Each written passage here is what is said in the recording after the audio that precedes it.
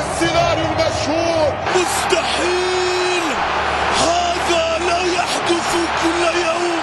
الثاني ثم حاجة يا الله. مباراة للتاريخ. لم يعد هناك شيء اسمه دوري أبطال أوروبا. أصبح دوري أبطال ريال مدريد فريق عادي جدا، لكن الجرينتا والعزيمة التي يلعب بها هذا النادي صعب أن تجدها في فريق آخر. منهزم في الدقيقة 87 أمام الفريق البافاري، تعادل النتيجة وتنتصر وتتأهل للنهائي. ببساطة يجب أن تكون ريال مدريد اللقب ال15 على الأبواب، رقم مخيف ورهيب. هناك من يحلم بتحقيق اللقب الأول في تاريخه، وأنت تأهلت للنهائي للمرة 18. فريق يرعب كل الخصوم بعزيمته، جماهير لا تفقد الأمل في فريقها، مدرب أقل ما يقال عنه بأنه عراب دوري الأبطال. المستر كارلو أنشيلوتي طلبوا برحله، وأصبحوا يتحدثون عما سيخلفه. سيفعلها في نهاية الموسم، وسيأتي اللقب ال15 لخزائن النادي ريال مدريد بمن حضر. لا يكترثون لقوة الخصوم ولا لترشيحات الصحافة، يعرفون شيئا واحدا: أن يلعبوا تحت الضغوط